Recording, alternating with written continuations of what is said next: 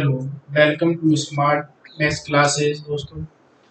दोस्तों मैं शुरू करने जा रहा हूँ ट्रायंगल का फोर्थ वीडियो। इसके पहले मैं ट्रायंगल की 3 वीडियो बना चुका हूँ दोस्तों। उसके पहले मैंने लाइन एंड एंगल के 4 वीडियो बनाए हैं दोस्तों।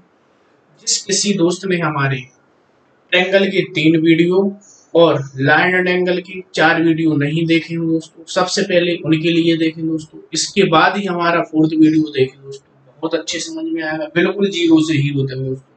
चलिए स्टार्ट करता हूँ, आपका समय खराब ना किए हुए दोस्तों। आज हम स्टार्ट करते हैं दोस्तों कुछ प्रॉपर्टी। जैसे फर्स्ट प्रॉपर्टी की मैं आपके लिए बात करूं दोस्तों, तो इसमें हम बात करेंगे किसी त्रिभुज का अंतः केंद्र क्या होता है, क्या प्रॉपर्टी होती है त्रिभुज के अंतः केंद्र की, इसके बारे में बात करेंगे दोस्तों। सबसे पहले मैं आपके लिए एक त्रिभुज बनाता हूं दोस्तों, बहुत ही आराम से बढ़ा रहा हूं दोस्तों, बिल्कुल बारीकी से दोस्तों। इसके लिए नाम दे दिया ए बी सी दोस्तों। पिछले वीडियो में मैंने बताया है कि जरूरी नहीं नाम ऐसे ही दे, इधर से भी दे सकते ए बी सी, इधर से भी दे सकते ए बी सी दोस्तों। ठीक है दोस्तों, अब इधर जो एंगल बनते हैं त्रिभुज के अंदर बन रहे हैं दोस्तों, इसलिए इन्हें क्या बोला जाता है दोस्तों, अंतः केंद्र दोस्तों, सॉरी अंतः कोण दोस्तों। ठीक है, ये 3 अंतः कोण होंगे दोस्तों। अब अपने इसमें ये पढ़ना है कि अंतः कोण समद्विभाजक जहां मिलते हैं वहां अंतः केंद्र का निर्माण होता है। कैसे होता है दोस्तों, देखिए यदि ये त्रिभुज के अंतः केंद्र है, इनके लिए यदि मैं ऐसा निकालते जाऊं दोस्तों, इधर से भी निकाला मैंने और इधर से भी समद्विभाजित कर दिया, मीन्स ए कोण के लिए समद्विभाजित करके मैंने सीधी लाइन खींची। इसी प्रकार बी एंगल के लिए समद्विभाजित करके सीधी लाइन खींची। इसी प्रकार सी एंगल के लिए समद्विभाजित करके सीधी लाइन खींची। समद्विभाजक मीन्स इस एंगल को 2 बराबर भागों में बांटना दोस्तों। ठीक है दोस्तों, मैंने इधर खींची तो देखिए ये तीनों लाइन एक ही बिंदु पर मिल रहे हैं, इधर क्रॉस हो रहे हैं दोस्तों तीनों बिंदु, देखिए आप। तो इसके लिए बोला जाता है दोस्तों त्रिभुज का अंतः केंद्र दोस्तों। इंग्लिश में बोलते हैं दोस्तों इन सेंटर। ठीक है दोस्तों, अब देखिए दोस्तों इसमें क्या होता है कि अंतः केंद्र भुजाओं से समान दूरी पर होता है दोस्तों। जो अंतः केंद्र जे है तो ये अपनी भुजा कौन कौन सी होगी, भुजा अपनी मैं दूसरे पेन यूज करके बता देता हूँ। ए भुजा है, ए भुजा है दोस्तों। ठीक है दोस्तों, एक भुजा ए है और एक भुजा ए है दोस्तों। ठीक है दोस्तों, ए भुजा है दोस्तों। तो नोट करें इस चीज के लिए कि अंतः केंद्र भुजा से समान दूरी पर होता है। यदि लंबाई 5 है दोस्तों, तो इसकी भी लंबाई 5 होगी और इसकी लंबाई 5 होगी। ठीक है, अंतः केंद्र भुजाओं से समान दूरी पर होता है दोस्तों। इस चीज के लिए नोट करें दोस्तों, बहुत ही इंपॉर्टेंट चीज है दोस्तों, आगे काम आएगी दोस्तों। इतना समझ में आने के बाद दोस्तों फिर मैं आपकी दूसरी चर्चा करना चाहूंगा दोस्तों। इसमें यदि कोई त्रिभुज ले लिया दोस्तों,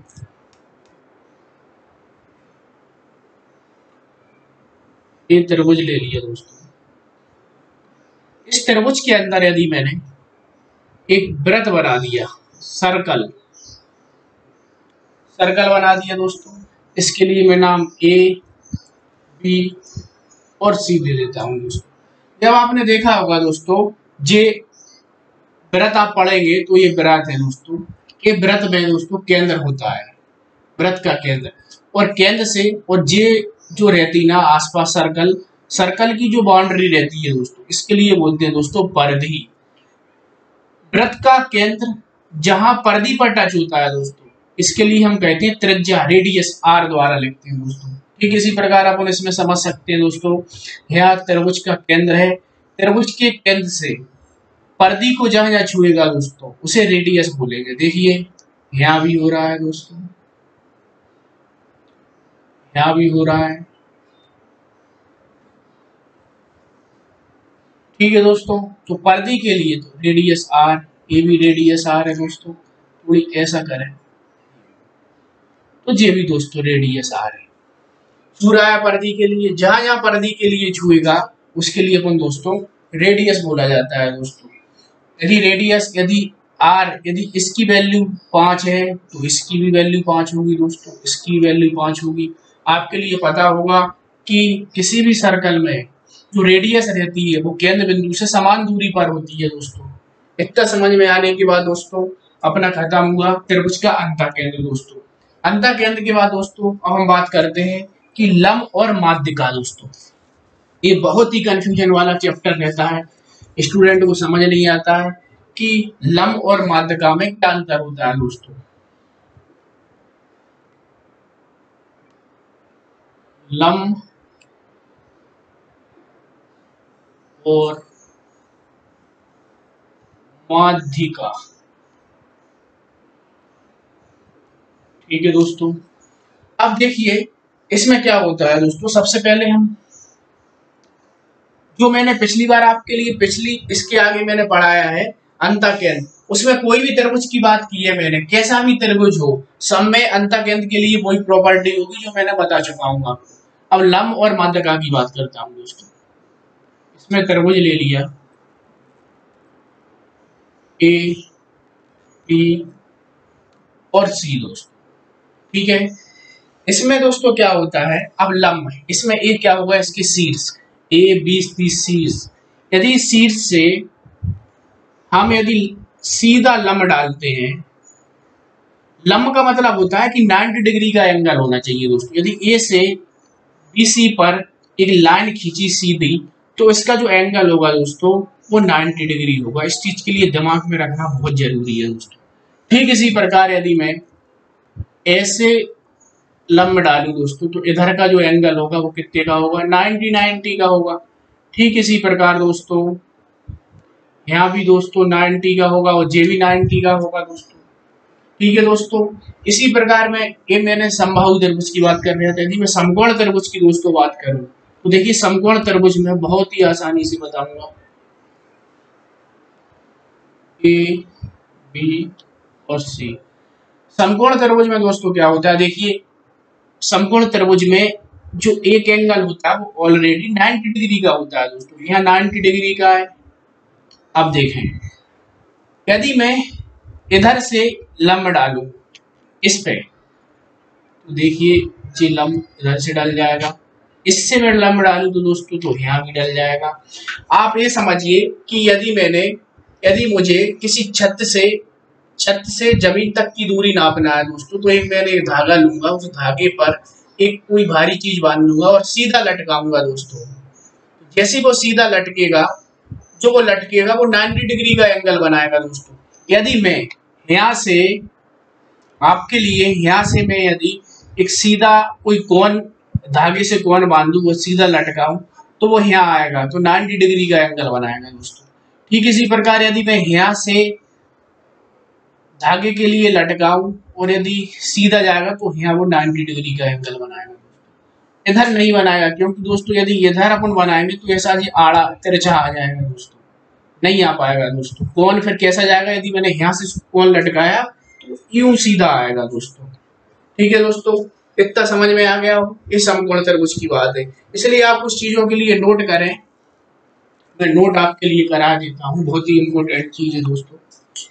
नोट में आप लिखें, बस इतना समझना है दोस्तों कि लंब जिस त्रिभुज पर डालेंगे वह 90 का कोण बनाता है। लंब जिस त्रिभुज पर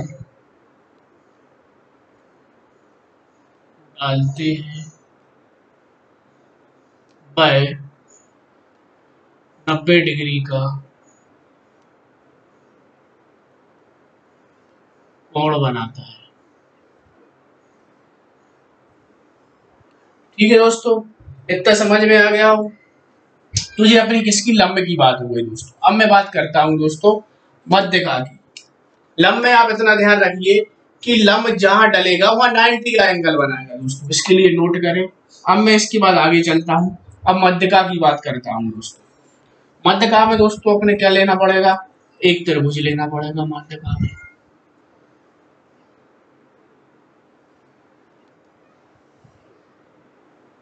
ए बी और सी। माध्यका का मतलब ये रहता है कि माध्यका किसी भी लाइन को दो भागों में बांट देती है। मतलब यदि यहां से मैं माध्यका डालूं तो वो इस बिंदु पर आएगी, बीसी लाइन पर आएगी दोस्तों ये।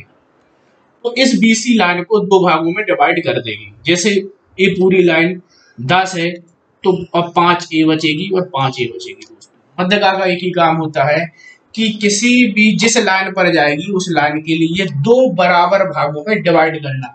यदि मैं बी शीर्ष से यदि माध्यका डालूं यहाँ, तो इसके लिए दोस्तों यदि ये 16 है टोटल, AC 16 है तो ये 8-8 में डिवाइड हो जाएगी दोस्तों।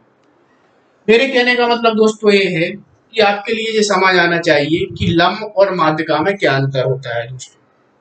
कि लंब क्या होता है, लंब जिस रेखा पर आता है वहां 90 डिग्री का एंगल बनाता है, और मध्यका जिस रेखा पर आती है उस रेखा को समान अनुपात में डिवाइड कर देती है, बराबर दो बराबर भागों में दोस्तों बांट देती है दोस्तों। ठीक है दोस्तों, इतना समझ में आने के बाद दोस्तों अब एक नोट आप लिखें, बहुत ही अच्छा नोट है।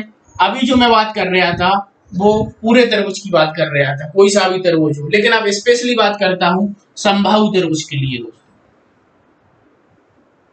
इसके लिए नोट करें दोस्तों, समबाहु त्रिभुज में दोस्तों क्या होता है, मध्यका लंब, ये लंब हो गया और ये मध्यका एक ही होती है दोस्तों। आया समझ में, समबाहु त्रिभुज में लंब और मध्यका दोनों एक ही होती है दोस्तों। ठीक है, इसके लिए आप नोट करें कि समबाहु त्रिभुज में लंब एवं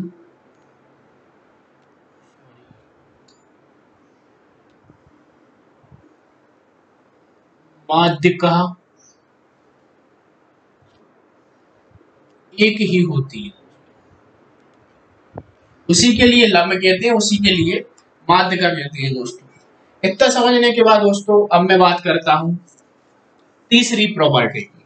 तीसरी जो अपनी प्रॉपर्टी है दोस्तों वो है लंब केंद्र दोस्तों। बहुत ही इंपॉर्टेंट है, जो रेलवे की तैयारी कर रहा हो, SSC की तैयारी कर रहा हो, उसके लिए तो लंब केंद्र बहुत ही इंपॉर्टेंट है दोस्तों। एग्जाम में इससे क्वेश्चन पूछे ही पूछे जाते हैं दोस्तों। देखिए दोस्तों, लंब केंद्र क्या करेंगे, सबसे पहले त्रिभुज बनाएंगे।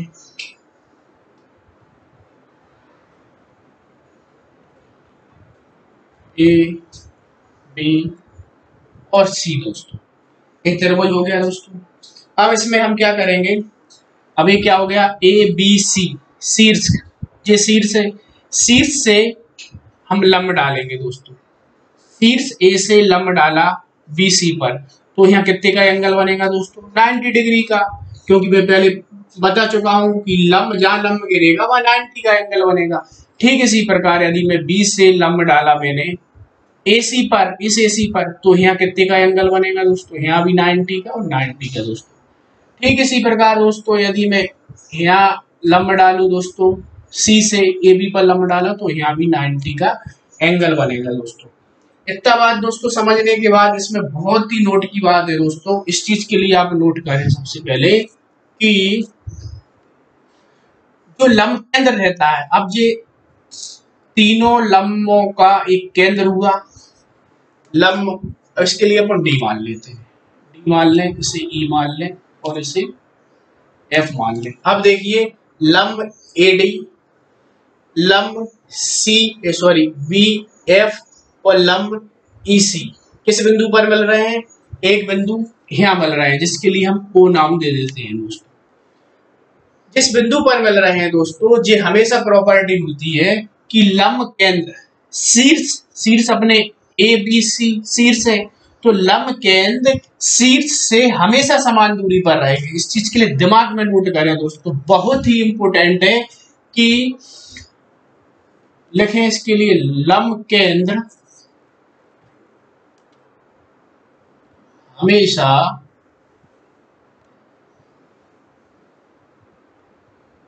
शीर्ष से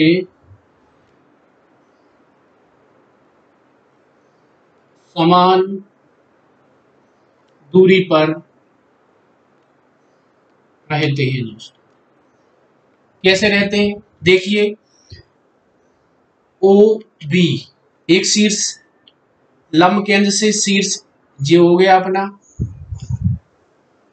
यदि इसकी दूरी 5 है तो इस शीर्ष से भी दूरी 5 होगी, और दोस्तों यहां से यहां तक की दूरी दोस्तों 5 रहेगी। तो क्या समझ में आया है कि लंब केंद्र ओ है, लंब केंद्र से शीर्ष की दूरी हमेशा समान रहेगी दोस्तों। यहाँ इतना 5 हो गया, इतना 5 होगा, इतना 5 होगा, बराबर होगी दोस्तों। अब मैंने अंतः केंद्र में आपके लिए क्या बताई थी कि अंतः केंद्र में भुजाओं से समान दूरी पर होता है, भुजाओं से समान दूरी पर होता है। और लंब केंद्र में क्या होता है कि जो लंब केंद्र होता है वो शीर्ष से समान दूरी पर होता है दोस्तों। इस चीज के लिए थोड़ा डिफरेंस करके पढ़े। लंब केंद्र में क्या बताया मैंने कि शीर्ष से समान दूरी पर होता है। इसी प्रकार मैंने अंतः केंद्र का और लिख दूं दोनों साथ में और अच्छे समझ में आएगा। अंतः केंद्र हमेशा भुजाओं से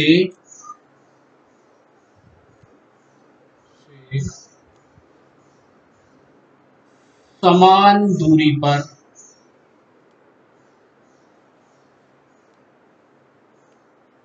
होता है दोस्तों। इन दोनों चीजों के लिए नोट करें दोस्तों, ये लंब केंद्र की बात है, ये अंतः केंद्र की बात है दोस्तों। लंब केंद्र शीर्ष से समान दूरी पर रहेगा, जैसे शीर्ष ओ बी, इसी प्रकार ओ ए, इसी प्रकार ओ सी, ये शीर्ष है।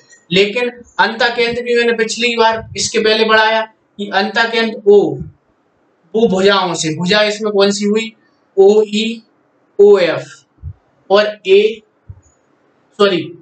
ओ डी, तो भुजाओं से समान दूरी पर रहेगा दोस्तों। इस चीज का डिफरेंस करना दोस्तों बहुत ही जरूरी होता है दोस्तों। इसके बाद दोस्तों मैं आगे चलता हूं। अब मैं आपके लिए बात करता हूं परिवृत्त और अंतःवृत्त। देखिए दोस्तों, परिवृत्त एवं अंतःवृत्त।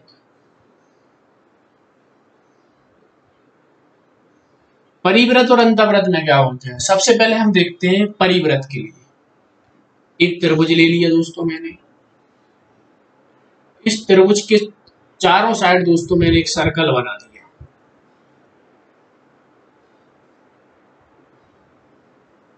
ठीक है, अब देखिए आप, सर्कल यहाँ टच हो रहा है, यहाँ टच हो रहा है, और इधर अंतः केंद्र है इसका, इस त्रिभुज का अंतः केंद्र है, क्योंकि ये अंतः कोण है दोस्तों। तो ए यहाँ मिलेगा और यहाँ भी मिलेगा और यहाँ भी मिलेगा, तो इसे त्रिभुज का अंतः केंद्र कहते हैं दोस्तों। ठीक है दोस्तों, अब इस त्रिभुज के लिए आप देखें, अब मैं पहले बता चुका हूं कि वृत्त में क्या होता है कि केंद्र से परिधि की दूरी रेडियस कहलाती है दोस्तों, आर। तो जे बराबर होगी, इधर ही बराबर होगी, इधर ही बराबर होगी। अब देखिए, जो त्रिभुज है इसके लिए अपन नाम देते हैं परिवृत्त। जो त्रिभुज है वो त्रिभुज परिधि के लिए कहाँ कहाँ टच कर रहा है, देखिए, तो ए बिंदु पर टच कर रहा है दोस्तों, बी पे टच कर रहा है और सी पर टच कर रहा है। इसलिए दोस्तों ए वाली जो यहाँ से यहाँ तक की दूरी को अपन क्या कहेंगे, आर, रेडियस, त्रिज्या। और यहाँ से यहाँ तक की दूरी को क्या कहेंगे दोस्तों, आर, रेडियस, हिंदी में त्रिज्या। यहाँ से यहाँ तक की दूरी को अपन क्या कहेंगे, रेडियस, इसे ओ मान लेते हैं दोस्तों। समझ में आया कि ओ बी रेडियस है, ओ सी रेडियस है, ओ ए भी रेडियस है दोस्तों। यदि ओ बी की वैल्यू 10 होगी तो ओसी की वैल्यू भी 10 होगी और ओए की भी वैल्यू दोस्तों 10 होगी, क्योंकि रेडियस समान होती है। अब किसी के मन में सवाल आ रहा होगा कि सर ने यहाँ तक क्यों नहीं लिया, रेडियस ये भी तो रेडियस हो सकती है यहाँ से यहाँ तक। तो नहीं, ये रेडियस नहीं हो सकती है। क्यों नहीं हो सकती है? क्योंकि त्रिभुज इस पॉइंट पे टच हो रहा है, इस पे टच हो रहा है, यहाँ पे टच हो रहा है, इसलिए इसके बाहर त्रिभुज कोई टच नहीं हो रहा है, ये आउटर है। ठीक है दोस्तों, इसी प्रकार इसके लिए हम कहेंगे दोस्तों परिवृत्त। अब हम बात करते हैं अंतःवृत्त की दोस्तों। अंतःवृत्त में दोस्तों हम क्या करते हैं, ए बी और सी दोस्तों। इधर हमने एक वृत्त ले लिया दोस्तों। अब देखिए ये क्या है, केंद्र है, अंतः केंद्र मान लो या त्रिभुज का केंद्र मान लो। अब देखें आप,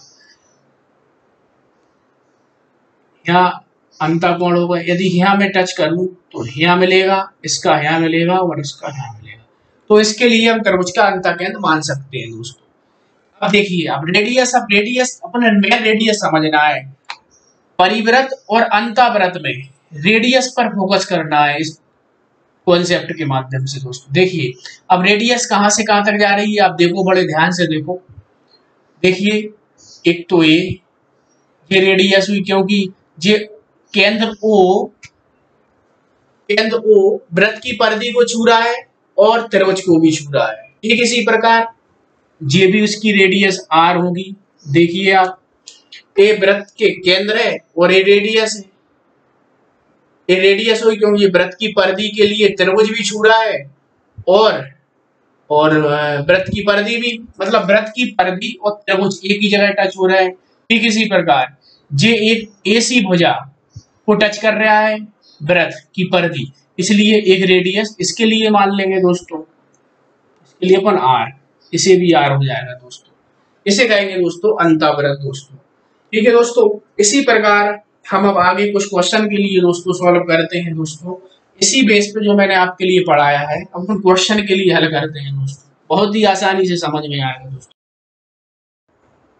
क्वेश्चन नंबर फर्स्ट, ओ त्रिभुज एबीसी का अंतः केंद्र है दोस्तों। देखिए इधर अंतः केंद्र की बात हो रही है, लंब केंद्र की बात नहीं हो रही है, अंतः केंद्र है और एंगल ए बराबर 30 हो तो एंगल बीओसी का मान ज्ञात कीजिए।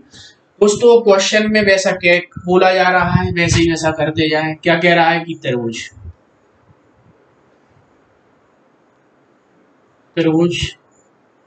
ए बी सी, त्रिभुज एबीसी, ओ बिंदु त्रिभुज एबीसी का अंतः केंद्र है। अब दोस्तों अंतः केंद्र है तो अंतः कोण भी होंगे, तभी तो अंतः केंद्र जाके बनेगा। देखो इधर कट करेगा, इधर, ये क्या हो गया, इसका अंतः केंद्र ओ हो गया। फाइंड क्या करना है, एंगल वी ओ सी, इसके लिए निकालना है दोस्तों। ये कितना है, देखिए दोस्तों, अब एंगल ए बराबर 30 डिग्री दोस्तों ये दिया है, ये वैल्यू कितनी दी है, 30 डिग्री दोस्तों। अब देखिए दोस्तों, मैंने आपके लिए बताया था कि यदि कोई एक एंगल दिया हो, जैसे एंगल ए दिया हुआ है 30 डिग्री, इसके लिए निकालना है दोस्तों, और अंतः केंद्र की बात हो रही है, तो अपन ने कौन सा फॉर्मूला लगाया था दोस्तों, ध्यान करो। तो अपन इसके लिए निकालने के लिए एंगल बीओसी ये दिया है, इसकी वैल्यू निकालना है, अंतः केंद्र की वैल्यू निकालना है, तो 90 डिग्री प्लस जिसके ऊपर दिया रहता है एंगल ए बाय 2। मैं आपके लिए पिछले वीडियो में दोस्तों पढ़ा चुका हूं, आपने नहीं देखे हों मेरे पिछले वीडियो तो सबसे पहले उनके लिए देखें दोस्तों, बहुत अच्छे से समझ में आएगा। सेकंड और फर्स्ट वीडियो में ये मैंने बताया था। तो क्या करेंगे, 90 प्लस एंगल ए की वैल्यू 30 बाय, तो 90 प्लस 15 दोस्तों, तो इसका आंसर कितना आएगा, 105। वैल्यू क्या आ जाएगी दोस्तों, 105 दोस्तों। ठीक है दोस्तों।